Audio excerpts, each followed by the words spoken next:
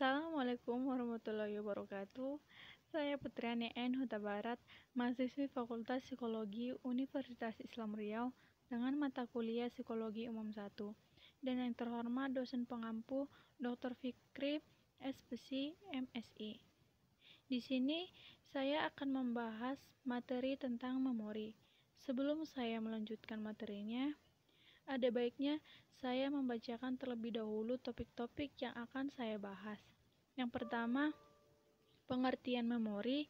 Yang kedua, fungsi memori. Yang ketiga, jenis-jenis memori. Yang keempat, proses terbentuknya memori. Yang kelima, faktor yang mempengaruhi lupa. Dan yang keenam, meningkatkan kapasitas memori. Nah, terlebih dahulu saya akan membahas pengertian dari memori. Jadi, apa sih memori itu? Memori adalah sebagai proses pada saat manusia mengodekan, menyimpan, dan menarik kembali informasi yang telah lampau. Selanjutnya ada fungsi memori. Fungsi memori ini ada 3. Yang pertama, accounting atau perekaman, di mana dalam accounting atau perekaman ini adalah pencatatan informasi melalui reseptor indera dan sirkuit syaraf internal, di mana dalam tahap ini pesan yang diperoleh dari gejala fisik mengalami transformasi menjadi semacam kode yang dapat diterima. Yang kedua, stroke atau penyimpanan, di mana dalam stroke atau penyimpanan ini adalah proses di mana accounting selesai dilakukan, baru dapat melakukan penyimpanan atau resensi, atau mencakup bagaimana informasi dipertahankan seiring dengan waktu dan bagaimana informasi diresentasikan dalam ingatan. Yang ketiga, retrieval atau penarikan kembali. Dalam retrieval atau penarikan kembali ini adalah ingatan yang terjadi ketika informasi yang disimpan dan bagaimana diresentasikan dalam ingatan atau pemanggilan kembali informasi yang sudah disimpan di dalam memori. Selanjutnya, ada jenis-jenis memori. Jenis-jenis memori ini ada 3. Yang pertama, sensori memori. Sensori memori adalah sensori menuju pada penyimpanan informasi awal dan bersifat sangat sebentar dan hanya bertahan sangat singkat. Yang kedua, short term memory atau ingatan jangka pendek. Dalam ingatan jangka pendek ini adalah sistem ingatan dengan kapasitas terbatas. Informasi biasanya dipertahankan selama 30 detik. Yang ketiga, long term memory. Dalam long term memory ini atau biasa disebut memori jangka panjang adalah jenis yang relatif permanen dan menyimpan jumlah informasi yang lebih besar untuk jangka waktu yang panjang. Selanjutnya ada proses terbentuknya memori. Jadi dalam proses terbentuknya memori ini diawali dengan paparan objek atau lingkungan pada panca indera manusia.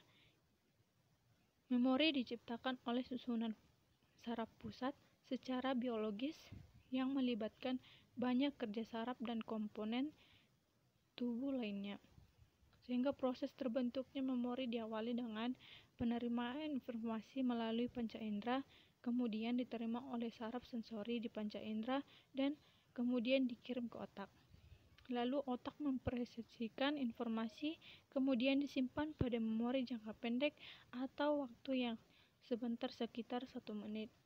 Jadi memori jangka pendek dikirim ke generator atau pembangkit tangkapan yang kemudian disalurkan kembali ke bagian tubuh lainnya untuk memberikan tangkapan. Sehingga memori jangka pendek kemudian diubah menjadi memori jangka panjang dan disimpan secara permanen di otak. Jadi proses ini melibatkan kerja kontrol dan membentuk jejak-jejak memori.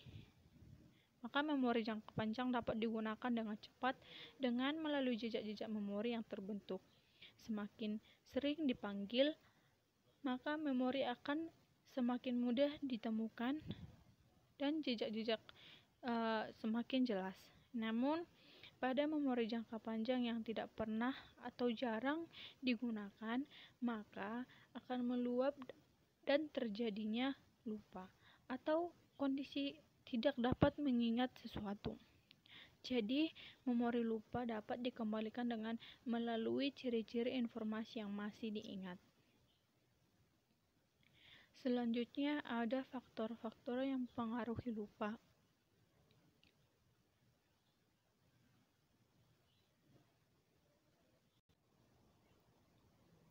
Kelupaan terjadi karena ingatan yang tersimpan tidak pernah atau jarang ditimbulkan kembali, sehingga perlahan ingatan itu memudar dan hilang. Jadi konsep lupa memiliki 5 teori. Yang pertama di teori yaitu lupa terjadi karena waktu atau lama tidak dimunculkan, sehingga memori akan semakin memudar. Yang kedua, intervensi teori. Jadi informasi yang disimpan saling bercampur atau saling bertumpah tindih. Yang ketiga, motivate forgetting, di mana informasi yang ada diharapkan untuk dilupakan atau kecenderungan melupakan yang tidak menyenangkan. Yang keempat, sebab fisik, di mana dalam sebab fisik ini adanya perubahan fisik di otak atau akibat kecelakaan, amnesia, atau mungkin juga karena usia yang semakin menua. Yang kelima, sebab psikis, di mana sebab psikis ini adalah diakibatkan akibat stres, depresi, dan psikotik. Yang selanjutnya, meningkatkan kapasitas memori ada 4.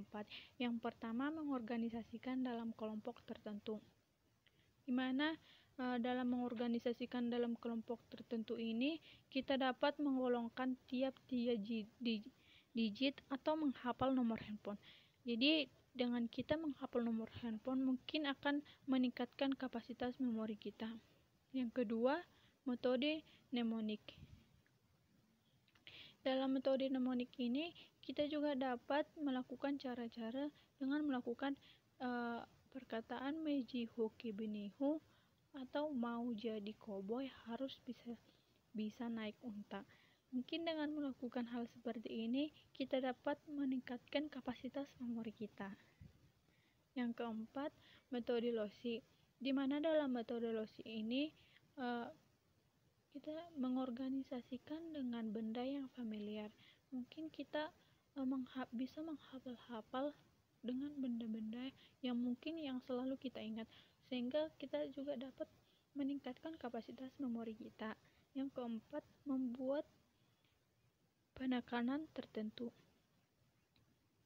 di mana dalam penekanan tertentu ini kita dapat menggarisbawahi, dibaca keras sambil dipraktikkan. Jadi kita mengingat-ingat dan menggarisbawahi serta kita membaca keras sambil kita praktekkan sehingga muncul dalam ingatan kita. Jadi sekian yang bisa saya sampaikan. Apabila ada perkataan atau perkataan saya ada yang kurang, mohon dimaafkan. Karena tidak ada yang sempurna di dunia ini kecuali Tuhan kita, Sang Pencipta alam semesta. Dan akhir kata saya ucapkan terima kasih dan Assalamualaikum warahmatullahi wabarakatuh.